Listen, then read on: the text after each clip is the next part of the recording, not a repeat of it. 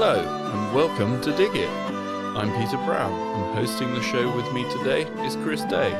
Hi Chris. Hi Peter. Wow, November already, Chris. Autumn's definitely here now, isn't it? The leaves are falling and beautiful autumn colour I think again this year, isn't it? And we've got the rain now, Peter, which we've been waiting for so long, and it's come down in deluges in the last few days, certainly. Definitely. I think I woke up a couple of times last night, and I reckon it was raining all through the night last night, and certainly on the roads this morning, it was floods everywhere, but the ground certainly needs it, doesn't it? The water table needs replenishing, and nice to have some cold weather at last. Indeed, and this all comes on the track of the this Met Office warning that we've had one of the driest, the seventh warmest October on records, which in itself is quite amazing in a way, because how obviously back in July we had those record temperatures as well. But I suppose first of all, Peter, we perhaps better do a little bit of an apology that we are a little bit late with our Dig It podcast this month. Yeah, I suppose so. So sorry everybody. Yeah, we holiday season and illnesses have kept us busy for the last week, so we're a little bit behind schedule this week. But we hope you bear with us and enjoy the show anyway. Indeed, and we're back, and with those exceptionally high temperatures, I mean the garden is ablaze. I mean, I came back from holiday just over 2 weeks ago, Peter, and there hadn't been a frost whilst I was away for 2 weeks, and it just looked like the garden hadn't changed at all. Obviously, we'd had a bit of rain, a little bit of wind, lots of leaves around, but things are just looking so exotic. The cannas are in flower still. My cosmos is looking amazing. Roses are still in flower. You're not wrong. My hanging baskets are still going. I've still got lobelia in flower and geraniums in flower. It's amazing. It really is a very late season this year, isn't it? But I suppose, hopefully it'll cool down now for a bit longer and I won't have to cut my lawn again. Although picking the leaves up with a lawnmower is my little trick. I'm very lazy. I don't get the rake out. I just get the lawnmower out and give the lawn a high cut, but pick all the leaves up at the same time. But I have to wait for it to dry out again before I do that, because when the leaves are wet, they don't get picked up very well by the lawnmower. But anyway, What's in the news this week then, Chris? Yeah, well, I suppose we're going back to what we can going out, what's on stuff. Of course, there's no major flower shows at this time of year. It all gets a bit quiet, doesn't it? However, a lot of gardeners, like to create lovely sort of seasonal wreaths and such like. So it's a good time, really, if you can, to find your local garden centre or nursery, or if you're in part of a WI group, perhaps, to see if there's some, wreath making demos around, so you can get creative with all the berries and hollies and such like, or maybe dare I say cheat and have a look on YouTube and have a look what's out on there. But lots of very artistic and creative people out there who love to share their passion. So that's one thing you can be doing over the next few weeks as we start running up to the month of December and Christmas. Yeah, that's very true, because I know one of the things that I always think look really nice is really good use for leyland is chop back your leyland and turn that into a wreath, because obviously the foliage lasts for a good long time and it's a bit different from holly. Indeed, it's a nice contrasting colour as well, isn't it? If you've got, it's a nice green and obviously strong growing, and we'll set off your holly and your yew and all the other sort of things you might want to use there. I tend to like to use things like a little bit of a cube, the spotted laurel. That looks quite nice and bright. Yes, that's a good idea. And it is colourful. And I've got quite a vigorous plant in my garden, so it doesn't. I don't prune it during the summer. I wait until early December to take a few pieces off, and the plant doesn't mind it. And obviously, I'm getting a few bits of attractive natural foliage at the same time. Yeah, it's a brilliant idea, and certainly my laurel hedge just grows like anything, even though I don't care for it at all. And it's one of those good plants to chop back, isn't it? That's it. And it is indeed. What other things we got going on at the moment? Yeah, so we've got a couple of diary dates, Peter. Monday, the 7th of November. I spotted this. I thought it was quite a nice talk over in Rewilding. It's over at Rewilding at Rural Enfield. Obviously, Enfield, home of Capel Manor, the very famous horticultural college there. But they're doing an interesting look at explaining how the combination of the natural flood management and rewilding is helping to improve the natural habitats in the Enfield Chase area. It's an online event, which is good, between 6 and 7 p.m. So we'll put details up on the show notes on how to find out more information. But it's basically organised by the London Garden Trust, org. So that's quite good, and I think rewilding is sort of the buzzword at the moment, isn't it? We're all sort of thinking about it, and then a little. Yeah, certainly. I mean, the local, I'm going to say, floodplain down on the River Nene here in Northampton, I'm going to say 5 years ago, probably 10 now, they dug a load of what I thought, to start off with, when I first saw it, were just going to be like little streams effectively running through this old floodplain.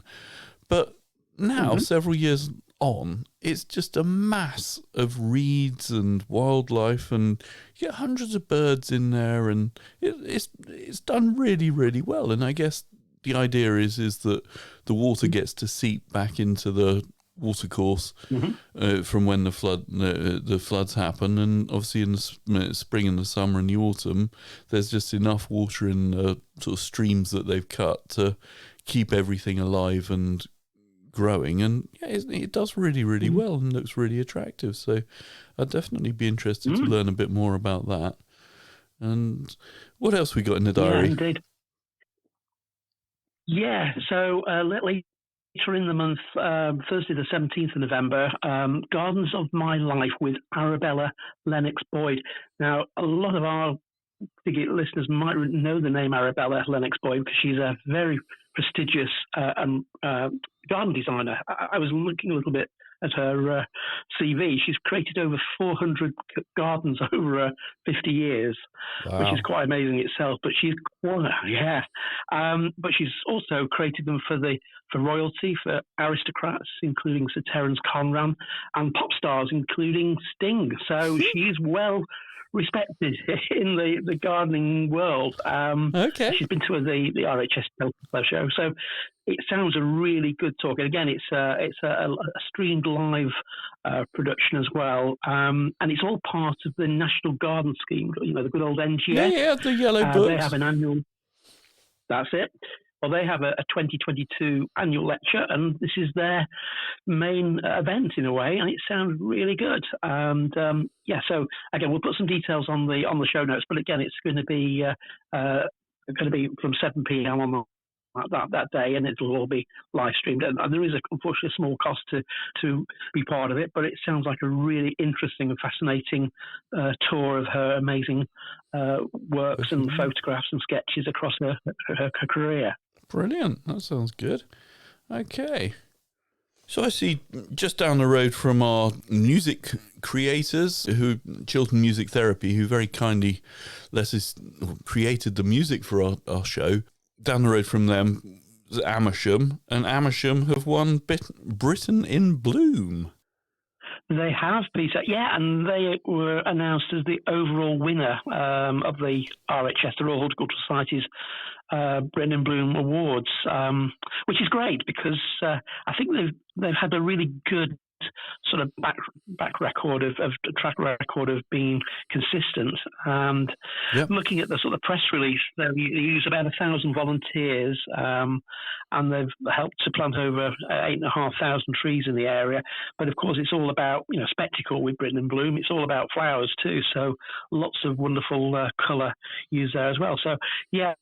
I mean, it's really good that it's obviously fairly local to the garden centre here, but also it's quite it's a real spirited community effort. I think that's what Britain in Bloom really was designed to do, and I think it does it with great buckets of enthusiasm as well. So well done to Amersham for their success. Yeah, it certainly does, and I mean they must have had to work doubly hard with this summer's weather and the fact everything was drying out. I bet they were doing masses of watering to keep all the bedding alive, and equally the trees as well would have needed some water over the summer. So hopefully they've all managed to take root, and 8,500 trees, that's a lot of planting, isn't it? But it is a lot of aftercare too. So yeah, absolutely right. And so well done to them and to the ongoing, because it is an ongoing project, isn't it? You know, you plant a tree, but hey, you need to give that tree lots of support over the next few years to get it really established. And of course, with the seasonal planting they do for these Britain in Bloom, putting bulbs in at this time of the year, of course, for next spring, it's it's a 12-month commitment, isn't it, to keep these sort of standards high to win this gold medal. It's really good. And a bit off topic, but I had a really interesting meeting this week with Simon from Empathy Plant Works. Now, obviously, Plant Works do the mycorrhizal fungi, and he was saying that I had no idea, but originally this was a project that came out of Canterbury University, where one of the doctors, I'm going to say professors, was sort of researching about plants and how they take up nutrients, and obviously they established that there's certain fungi that live on the roots, but one of the things that they've realised since working all this out is that if you plant a tree or a shrub or any sort of plant and give it some mycorrhizal fungi in the root system at the time of planting, if it's going into a soil that doesn't have any of that helpful fungi, the establishment of the plant is that much quicker and that much better that when droughts and things like that happen, the plant is far more able to survive than the one that hasn't been planted with the fungi. And I'd never really thought. I mean, you always think, well, from our point of view as plant growers, we understand that, and the fact that the fungus is, you think, must already be in the soil, therefore not always needed. But reality is just a little bit of that sort of friendly fungi helps the establishment of the plants so much better. And you hope that with a sort of number of trees like that they have managed to use some mycorrhizal fungi to help establish the plants, and that will have helped them over the summer with the watering. It's interesting, Peter, when you're saying that I think the emphasis is going on more for mycorrhizal treatments of roots rather than encouraging us to put lots of things like bone meal in, because they found that the amount of phosphate levels in our soils generally is pretty good. So we only add that to embellish it, to add it. Perhaps with garden centres, we think that it's the essential item of plant establishment, but actually, some good compost to help maintain moisture around the soil and some friendly fungi, some root grow or something similar, is perhaps as important, if not more important now, and especially, as you're saying, for plants establishing, because of the problem now with potential global warming and drought, a good strong root system sets the plant up for the rest of its life, doesn't it? No, it really does. Yeah, no, it's good. It's all good stuff, and it's a nice reminder to our listeners that how important that, and it's not expensive. It's not an expensive product. It's easy to apply. It's just putting into the mindset of doing it, isn't it? And obviously trying to educate our gardeners, a lot of our new gardeners now, that how important the friendly fungi factor is in establishing our new plants. Yeah, no, definitely. So gardeners are losing their right to the parliamentary voice. I read Mr. Appleby is writing about. What's this about then, Chris? Yeah, this is an article in Amateur Gardening just a couple of weeks ago now, and obviously Matthew Appleby is obviously well respected in horticulture, quite an investigative journalist, and he basically just explains that a couple of decades ago there was an all-party parliamentary gardening and horticulture group. This is 2 decades ago, the time when, good old Ground Force was on the TV and stuff, and they got a lot of interest on the part of politicians to help gardeners. Right. And they obviously did lots of things. They went to visit gardening shows and things, and they were very out there. However, in recent years, by the sounds of things, this is all changed now, and it's been overtaken by the RHS chaired Ornamental Horticulture Round Table, which as Matthew sort of says, they sort of meet secretly, discuss pressing issues on the agenda of obviously work with the RHS. So from being a very open situation, it's become a little bit more of a closed door for the RHS. And I think the problem is that, of course, there's so many pressing issues at the moment. Of course, the big peat debate being the main one, that our gardeners being slightly overlooked now, looking through the eyes of the RHS, who obviously have their sustainability campaigns. They have obviously to keep their members happy. They want to be seen to be being green and all things, which is fine. However, we've got the horticultural trade, us as garden centres, nurseries, who are on the other end of the scale, who obviously are seeing peat or the removal of peat from our industry as a major setback, because obviously the peat-free replacements are just not fit for purpose in many cases. So I think it's a big debate that really are we being well served in the parliamentary side of things. Now, in view of the massive raucous we've had parliamentary MPs and prime ministers over the last few months, that's probably not surprising. But I think we need a little bit more of a grounding now to get a little bit of sense of what's going on, and a better representation for the likes of the horticultural trade, the HTA, who obviously know that a lot of their members still want the use of reduced numbers of peat-based products so they can grow certain things. I mean, like we were saying the other podcast, Peter, like growing ericaceous plants, growing mushroom crops. Yeah, and your Venus flytraps. For propagation. That's it. At the end of the day, I suppose the other question is if our European friends over the river, over the channel, should I say, are able to grow all of their plants in peat. What happens when we want to import them? Because presumably as garden centres, we're not going to be able to sell those plants because they're in peat and we can't sell peat. So are we going to have to then repot everything into peat-free composts, which would just be absolutely ridiculous? That won't work. I mean, it'd be uneconomical. Do we just end up selling bare-root plants in the future? And I can't see that working either. I mean, pansies that have been plug-grown and what have you, mass-produced in, say, some of the Dutch sort of growing houses. I just wonder how it's all going to work. I mean, maybe just my ignorance and lack of research but I don't even know whether we're banning peat sales in the garden centre industry yet on the 1st of January 2024, or whether we're banning them on Christmas or 31st of December. I mean, we don't even know that, and I mean, it might just be I missed that sort of update from the HTA or the GCA or one of our trade bodies. It doesn't seem very thought through yet, and like you say, if we're now taking parliamentary decisions that have been all made behind closed doors by a body that does represent a small sector of the garden centre industry. I'm not trying to say the RHS are a bad body at all. They're a wonderful foundation. However, they're not growers, they're not the industry as a whole, they're a small sector of the industry. And I think if you're going to get a balanced viewpoint, you've got to take a balanced input of where the ideas are coming from.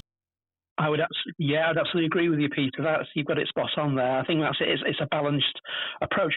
And the problem, of course, is we know from our customers, and we know obviously all the new gardeners coming on board from COVID times that the compost is the building block. If you have success with your plants, your seeds in good compost, then you're away. If you're having permanent, regular disappointments, you're going to be put off. And I think that's the real problem, isn't it? The disappointment factor of the new gardener with this problem with the peat issues we face. And, we need to see some improvements there. I'm sure that's behind the scenes. That's probably going on as we speak from our our producers of compost. But I think that's the thing. But if we can get a little bit more of a better picture and a more structured vision of what's going to be happening, then I'm sure we'll all be a little bit more happy and less confused, perhaps. Well, that's it. And I mean, we're not talking I mean, the likes of Scott's and Westland and Waddesdon Manor, they're not small companies. They're big multinational companies. And ultimately, the UK gardening industry is a good hobby sort of sector to have as a keen interest for the public. And you just think, well, if you're going to effectively stop us using peat as a growing medium, then fine, but we needed to have found an alternative. And I mean, people who generally are growing plants and trying to make vegetables to grow to eat, those sort of people aren't the sort of people who are going out willingly trashing the countryside and sort of pulling up hedgerows. And we're growing things. That's what we like doing. And to stifle us like this, it just seems a little bit interesting. Yeah. And I wonder what it's going to do to our hobby and our business. I mean, it's a bit worrying, isn't it? Yeah, I think one final thought, Peter, on this, and I'm just reading Matthew Appleby's report here. He says about the RHS that it's a membership organisation and has no mandate to represent all UK gardeners. However, of course, the government do, and I think that's the thing, isn't it? You've got a small, obviously important and quite influential little group, and I think the whole bigger picture needs to be looked at. So, fingers crossed. That'll happen. Hopefully, yes. Well, that's it. That's soon. That's why we're a democracy, Chris. We've got to keep on hoping that we can have a debate. We have, yes. Yes, yeah. Excellent. And our friends at Garden Organic have been in the headlines as well, haven't they? They've got they've got a new landlord, I suppose, is the best way to describe it. That's right, Peter. Yeah, obviously Garden Organics over at Ryton near Coventry. Obviously well known for their Heritage Seed Library, which of course we chatted to their main librarian, didn't we, back at the beginning of the Katrina. That was a brilliant interview. I really enjoyed that, and I had no idea. Well, she helped us understand how sort of you grow seeds and stop them crossing with each other, and all. It was a really good interview, that one. I really enjoyed that. Fascinating. Yeah. So basically, what's happened is the Garden Organics have had obviously a bit of a financial difficulties back in 2019. They ended up having to sell their entire 10-acre headquarters to Coventry University, and now they're, to help to reduce its running costs, now the charity has become a tenant of the university and is basically a landlord of the businesses. So they're basically still there doing their thing. They've got a new 1-acre demo garden, which you can view. I think you have to book to look round.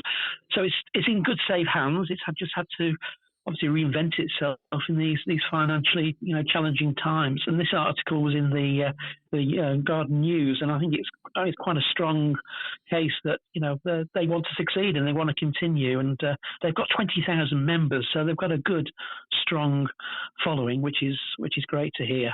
No, that's really good news. It would have been such a shame to lose them because, Garden Organic is a very positive message, and it's nice and positive to hear they managed to survive and they didn't crumble in the hard times of COVID. Indeed, yes. And going back to their wonderful seed heritage library, just remind our listeners, they basically have preserved 800 varieties of endangered European vegetables. So, they have a huge genetic store of a seed library there. So that in itself, needs to be preserved, doesn't it? It would be such a shame for that to be lost to financial reason. But obviously, yeah. No, massively. And like you say, sort of it always brings a smile to my face that looking back at some of the vegetables that we've grown from them and how some are incredibly successful and other ones weren't quite so successful. But yeah, it's just a massive resource of old plants that not everyone can get to enjoy. But obviously, if you get in touch with them, they're always happy to help and share their knowledge and sort of seeds with you, aren't they? It's a really good and positive charity to be involved with.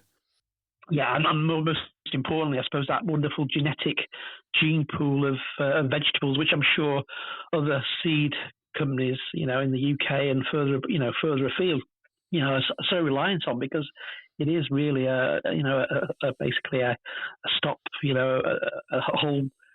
What's the word? I think I'm trying to think of. It is like a back catalogue, isn't it, of everything which has come and gone, and so that to be in a situation which is accessible by other seed companies is such a finite resource and must be preserved. No, definitely.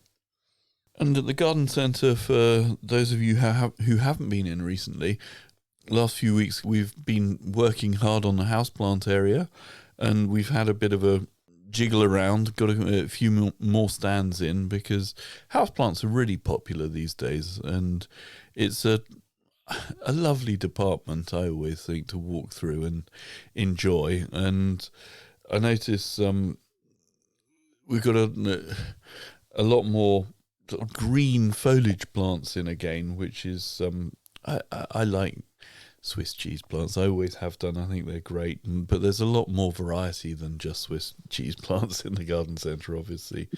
And I notice in the news there's a new brand hitting the headlines at the moment called Beautanic Lifestyle. Reading the article, it reminded me of back when I was in charge of the houseplants, and there was a product called Ceramis that was brought out, I'm going to say back in, where are we? It must have been late 80s, early 90s. And it was I don't know whether it's a forerunner to hydroponics or what, because I think hydroponics, where are they? They've been about since, the 70s, is it, Chris? 60s, 70s? Yeah, 70s, early 80s. Yeah, I think the Ceramis was like a sort of a slightly different departure as a slightly more refined product. They all sort of work on the same sort of basis, though. So you get a nice sealed big pot, fill it up with this Ceramis or this expanded light clay aggregate, sometimes called leaker, which are quite large, and then you basically prepare the roots of your plants. So the roots would be basically washed of their compost, whether the compost is peat-based or peat-free, whichever. And then you would then convert the plant from growing in an inert compost into these clay modules with moisture and special plant feed. And when I remember in the late 70s, Peter, it was really popular. And the great virtue is you had like a little water meter, little water reservoir. It was a contained pot, wasn't it, with like a water meter, and you used to watch the red line go slowly down and then top it up with a bit more water. Yeah. And my mother grew a bird's nest fern in her bathroom in this big white pot.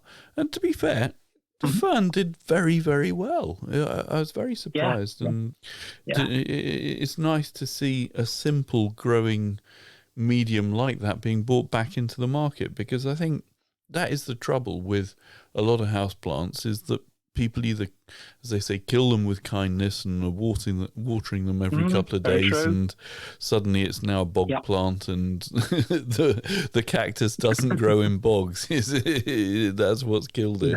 Or the other extreme, which was my speciality, which was always trying to grow spathiphyllums without water, and they didn't enjoy that either. But that's life. And, as you learn to look after plants, you pick up on the tips of, like, when the tips of the leaves are going brown and dying back. Well, that might be something to do with the watering, or whether the leaves on your basil plant are all flopping down and the stems have curled over and it doesn't look the same as it did a couple of days ago. Yeah. Might need some water. I mean, plants are very good at showing us that they're not happy, but ultimately it's far better to grow them so they never hit those conditions. And if this new product does that, well, fantastic, isn't it? That would be a really good. Yeah. And I think, Peter, it's going to maybe attract a few people who are still a little bit wary of overwatering and underwatering plants, because with this hydroculture method, you can't overwater, because basically you're following something very very pedestrian. When it tells you it needs watering, you water it, and when it's sufficiently watered, it tells you. So it can't be any easier. And the plants themselves produce, obviously, water roots rather than compost roots. And if people are thinking, oh, well, you've heard this sort of before, think about how, at school you used to propagate your things like your spider plants or your other sort of house plants, your Tradescantias, in a jam jar of water. Exactly the same principle. Yeah. Excellent. As long as you keep that water fresh, it's the same sort of process, just given a little bit of a bit of high tech now, and with obviously these professional nutrients to make it a little bit easier as well. So I'm encouraged. I mean, I think one garden centre, Aylett's Garden Centre over in Hertfordshire, they're giving it a go in their plant area. But it'll be interesting to see how it goes. But I have noticed on my visits around garden centres over the last few months that you are seeing more plants just growing in water. So maybe this is the start of a slightly new trend, and long may it continue. And if you're thinking about propagating your indoor plants through the winter, jam jar of water is sometimes a really good place to start on your propagation skills.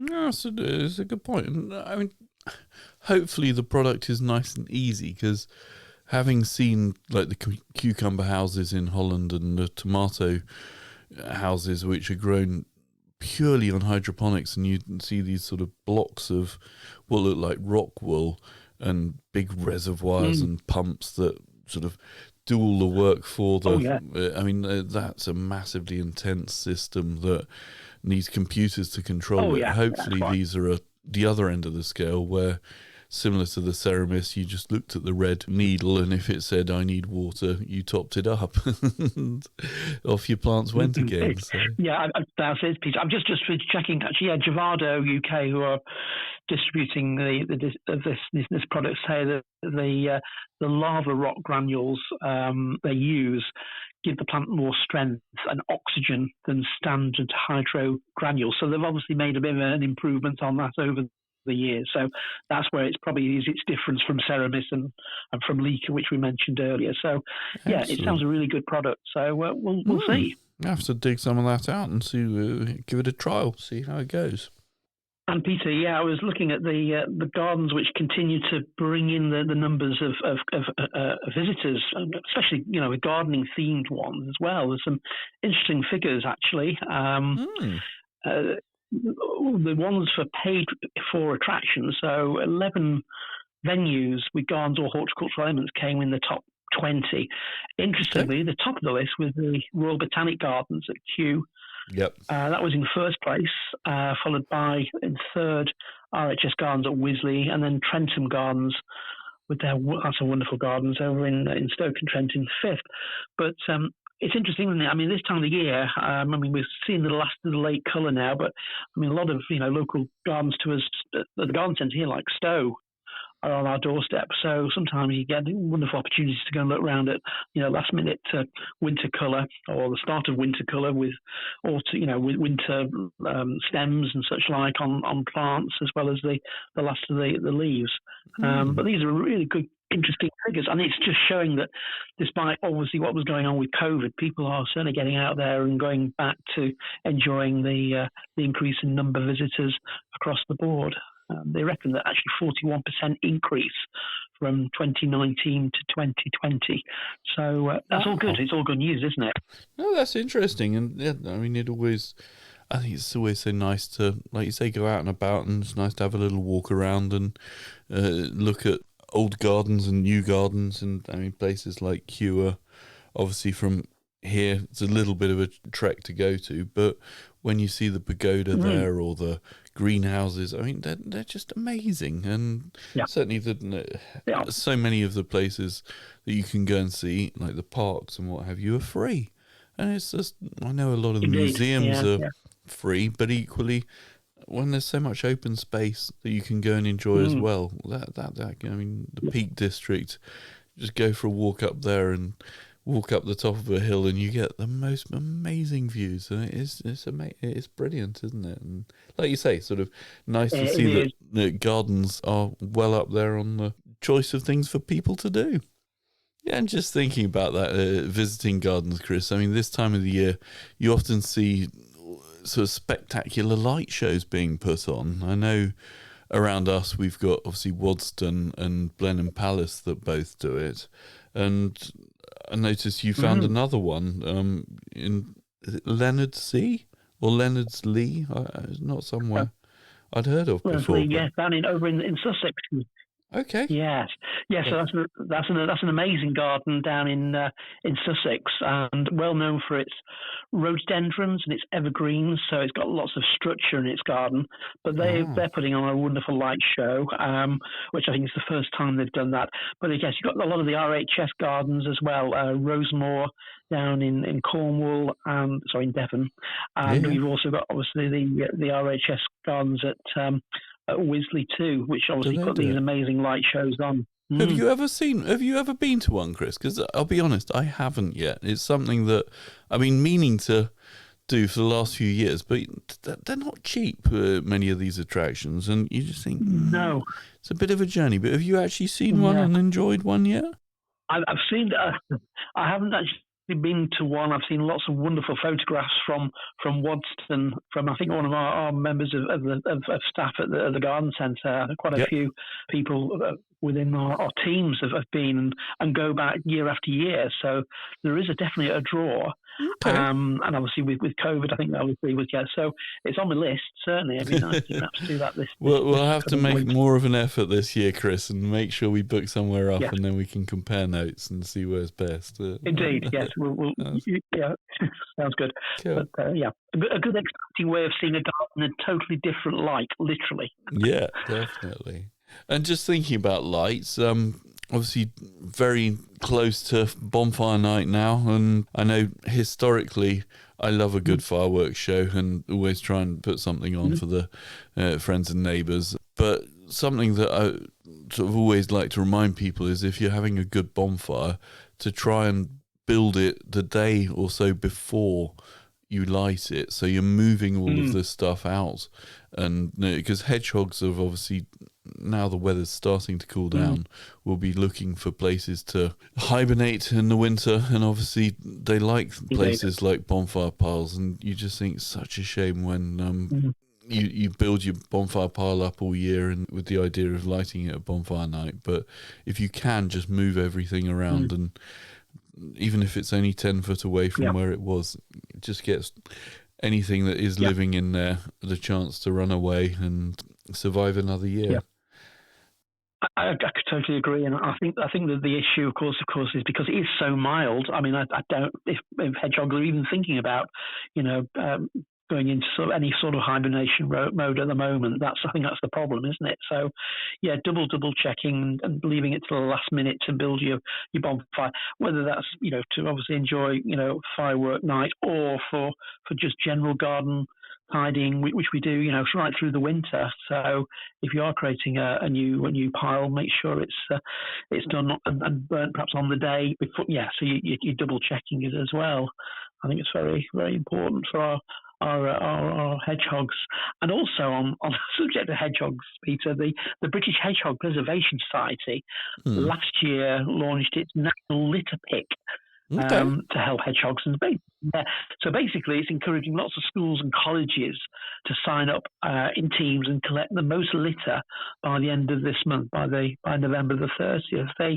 They did this last year, and they had over 1,000 participants. So sounds like it went really, really well. So we'll put the link on there. But it's basically it's all the W's hedgehog friendly campus.co.uk, and it's basically to get rid of all the nasty litter, which of course can be a problem for our beloved hedgehogs.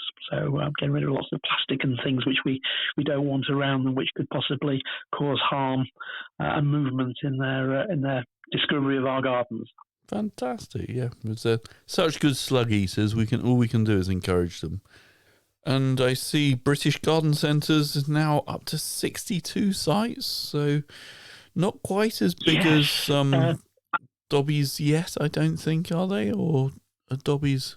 Oh, yeah. And then you've got Blue Diamond, who are obviously... We're going back to the much bigger. Yeah, I mean, we're also into the almost into the territory of the Wyvale situation, aren't we? The growth of the British Garden Centre group. But Mirfield is Garden Centre. It's just close. I think it's 2 miles from Mirfield, West Yorkshire. So it was formerly known as Whiteley's Garden Centre. Again, that family run. I mean, it's just just shows that. I mean, these are really nice, independent run garden centres, which have obviously been given a bit of a new lease of life under the British Garden Centre group. And I mean, from what I can see and what I can read, it's looking good. That they're obviously developing and want to maintain it, being part of this BGC family. Yep. And obviously making it a nice, strong garden centre within its group. So it's interesting. I mean, when we're on chatting, Peter, on this podcast, we do go from pillar to post subject-wise, but I think it is important, isn't it, to get a sense that it is the business of retail is ever growing, it's ever changing. So hopefully, if we can try and report these sort of stories, I think it's only good that there's a positive, from all the negativeness of the world at the moment, and especially in garden centre world time. Well, yeah, retailing is definitely a changing place, isn't it? The high street is massively changed over the last few years, but yeah, I think at the end of the day, hopefully they'll do well. And I mean, it's a 2.5 acre site, so it's never going to be a Bent's or a real showstopper of a site, I doubt, but equally it might have some nice little quirks, and if you're living up in Yorkshire, then go and give them a look round. It might be worth a visit. And also, at the end of the day, they've obviously got a loyal band of customers who have been following that garden centre over many years. So to know it's going into safe hands is very reassuring, I'm sure, for all concerned. And it fuels the fact that garden centres can reinvent themselves, as we know. And just thinking about seeds, Chris, obviously there's an article in Amateur Gardening about potential problems that we're going to have in the UK. Fothergills are concerned that they might not be able to get much moneymaker seed or Gardener's Delight. I mean, they're two seeds that you just think, well, they're English, aren't they? But then I guess what we don't realise is how much seed is imported. And I learnt recently that Canada grows something I'd never realised. Canada grows a lot of the world's mustard, or mustard seed, should I say. And yeah, I mean, again, you think as a child you grow mustard and cress and it's fun and it comes out of a packet that you bought in a garden centre, and you don't particularly think it's come all the way from Canada. And obviously the tomato seeds are grown over in Europe, and now with Brexit, potentially we're going to have issues getting them in. It's interesting, isn't it, Chris? Yeah. I mean, it is certainly... Yeah.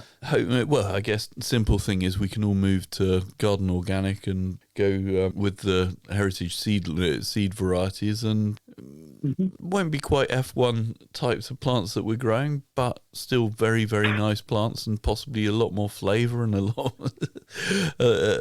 more good reasons to grow, and we'll be supporting our English economy a bit more as well. So, yeah, interesting. Definitely, yeah. Interesting times. Yeah, and I mean, it is. Yeah, and I think the extra, the post-Brexit issues we're finding now, and it's all about the extra seed testing, which has to take place before to stop all these nasty viruses entering the UK. I mean, in a way, we defend our own borders now, so in a way we are controlling what is coming in. So I suppose at the end of the day, we're going to ensure that we keep our biosecurity nice and healthy, which is the most important thing, isn't it, at the end of the day with crops. However, thinking about those two varieties, Peter, I mean, Gardener's Delight and Moneymaker, I mean, Gardener's Delight, yes, for flavour, for growing, but Moneymaker is, I mean, it's just such an old variety. I mean, I know it's popular because it's named, but so many more improved varieties, like you were saying, probably from the Seed Heritage Library we could grow, or some of the better F1 hybrids now. I mean, Moneymaker, I'm sure it won't disappear, but I think Gardener's Delight must never disappear. It's such an important variety in what we grow every summer. And it's a nice tomato at the end of the day. It does well. It's an easy one to grow, and it'll be a shame if next few years we do struggle to get it. So, jobs for the month, Chris. What do we need to start thinking about doing? It must be autumn's, as we know, leaves are falling, so it must be coming into bare-root season, isn't it, soon? It is, yeah. Thank goodness we're into the planting season now, albeit a little bit stalled because of the mild weather. But yeah, I mean, we've got this wonderful window of opportunity now to plant deciduous plants. You know, those plants which drop their leaves naturally, which could plant right through to the spring, until March. My feeling is, and I think generally in the gardening world, we are all sort of singing from the same proverbial hymn sheet here, that, you know, try and get your plants in by the end of the year or the end of January latest. Working with the weather, of course, working with our soils, of course. We've had, large amounts of rain in recent days, so just work with it. Make sure you clear your areas from perennial weeds. If you're putting a new hedge line in, make sure you clear all the existing vegetation, get rid of any perennial and annual weeds, obviously prep the soil, work a bit of organic matter in, a bit of compost, and then have a look at what you're going to be planting.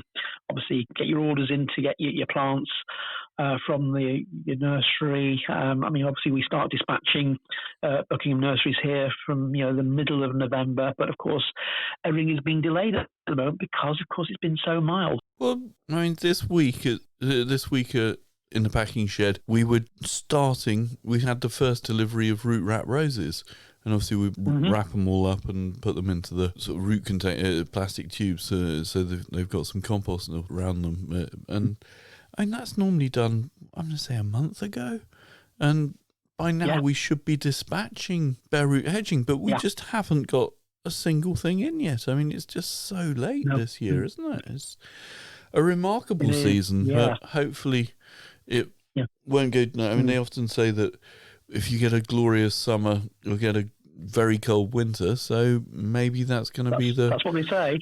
In a couple of weeks' time, it'll be -5, and we'll all be shivering again. But at the moment, it's so. I guess the thing to think about from that is that if you can get your trenches prepared now, whilst the ground is nice and moist, and like you say, sort of it's not frozen solid, or equally give it a couple of days if it's been really heavily rained on, because digging in the mud is always fun, but it's always 10 times harder if it's a quagmire, isn't it? And so get the trenches prepared now, or if it's just a apple tree or something like that you're planting, dig your hole, put a load of well-rotted farmyard manure in, and then when the plants are available, you'll be able to get them in the soil nice and easily.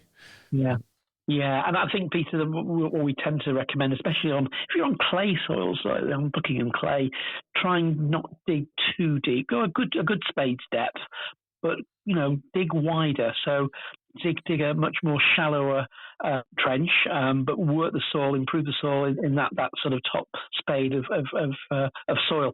And because if you go to your subsoil, it's usually pretty plaggy. And the trouble is, when you enter your subsoil, you get very little in the way of plant nutrients and goodness as well. So it seems so counterintuitive to go too deep, and of course it saves you back as well.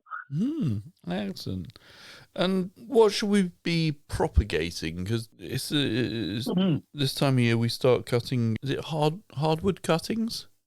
That's it. Yes. Yeah. They're slow, but they're usually the easiest. So, and again, if you've got things like dogwoods and willows, you can take obviously a few cuttings from them at this time of year. I mean, willow especially roots remarkably well. I mean, it'll be rooted by the spring. And if you're obviously buying in your bare-rooted dogwoods and willows, obviously we normally recommend you cut the plants back by a third. That bit you cut off the plant makes wonderful propagation material. So you are upcycling your cuttings, if you like. That's a good idea. I've never really thought of that. Yeah, because obviously you've got to cut the trees or the saplings back a little bit to make it easier for them to root, and they're not working too hard in the next spring. But yeah, why not put them in the soil? So to do a dogwood cutting, is it sort of dip it in a bit of hormone powder and pop it in the ground, or would you put it into a pot first? No. with dogwoods and willows and maybe hazel, because hazel responds in the same way. No, I wouldn't even worry about using any hormone rooting powders. They don't really need it, to be honest with you. Just prepare a bit of soil outside, a little area which you can improve, make it a little bit gritty, put a little bit of potting grit or horticultural grit in there, and then just set out a nice straight line, and basically bury the plants by about 2/3, so 9 inches, 23 centimetres in length. Cut your little cuttings and bury 2/3. So there's only like sort of 6 inches sort of sticking out of the soil. That's all you need to do, and then forget them. Almost forget them anyway. Remember where you put them, and then obviously come the spring, by end of April, they should be shooting nicely. You can then leave them there through the summer. You can trim them back, get nice bushy plants, and then transplant them at this time of the year next year. So you'll have some nice strong plants to do that. But they do root really easily early part of next year. So plants for free. And I'm all for that, really. Yeah, definitely. And the dahlias are still going, aren't they? I guess because we haven't had our frost yet. They're still looking lovely. Normally this time of the year we should be thinking about sort of digging them up, shouldn't we? That's it, yeah. I mean, the textbook way is that traditionally dahlias come late October and November, get frosted. They go a lovely blackened colour as the frost hits them. At that point, you then lift the tubers, dry them off for a day or two, and then store the tubers in a variety of materials. I mean, sort of shredding newspaper or sawdust or some good quality peat-free compost you've got handy, and just store them over winter. A lot of people don't do that. They just basically leave them where they are and let the plants naturally die down and take a bit of a chance. And I think I'm going to do that this year, Pete. I'm going to give a batch. I've got a nice little grouping of dahlias in the garden. I'm going to leave the whole batch and see how they fare. They've performed really well this year, but it's only been in the last sort of 8 weeks they've been of any value. They really struggled in the hot weather. Even though I was watering them, they didn't do particularly well. But their comeback was really late August, early September, when they started to do their thing rather well. So I'm sure there's going to be a lot of people in this predicament. So whether you lift them, well, if you lift them, they need to be blackened by the frost and then lifted carefully. If you're going to leave them, then just make sure you put some labels to remind you where you've left them. That's a good point there. That's great. So come this time of year, Peter, there's a few things we can be doing in the greenhouse or in our little small plastic greenhouses. Sowing a few broad beans, aquadulce would be good. Obviously, you just want to germinate them really and just have them overwintering.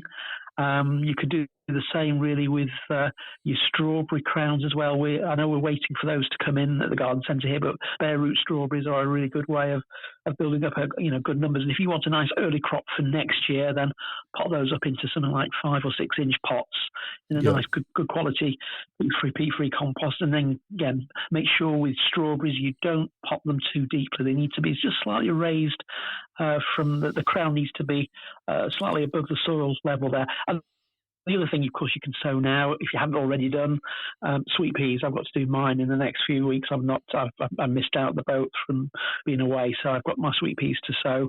They can be sown now. Give them a little bit of heat on the windowsill to germinate, and then put into a nice cool greenhouse or porch to overwinter. And of course, they'll be in flower at least 4 to 6 weeks earlier than those you sow next spring. So 3 things to get going in the greenhouse.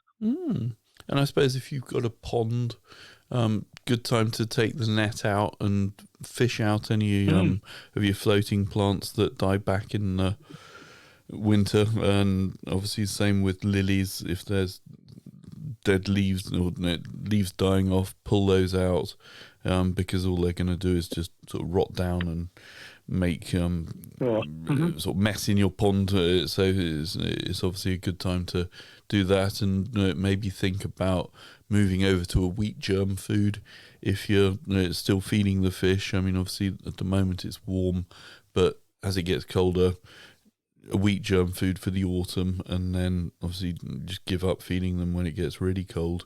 But think about preparation for making a hole in the ice and making sure that you can keep the oxygen in the water. But ponds, obviously this time of year, are generally clearing up if they had green water in the summer. And just a good time to give your marginal plants a little bit of a clean up, pull the old dying off leaves and dead leaves off them, so that, again, that doesn't all fall into the water and saves you cleaning it up next year. I'd quite agree, Peter. I mean, my pond, I've got a small pond. It's looking, certainly around the edges, looking a little bit tatty. So that little job of cleaning up the irises and a few of the other plants which are sort of toppled in because of the amount of growth they've made, and of course, a lot of plants have been searching out moisture, haven't they, through the summer? So they've made a beeline for the edge of our pond. So that will be good as well. And I suppose, talking about cutting back as well. I mean, again, timely wise, if you've got any climbing roses which haven't been trimmed back, now would be a good time just to reduce those, to stop the wind rock, which of course autumn gales are. We've had some pretty bad gales over the last sort of week or so. Make sure you get your climbing roses in a good shape before the winter to stop any extra damage sort of occurring over the next few months. And is it too late to be planting bulbs? We're still in bulb planting season, aren't we, Chris?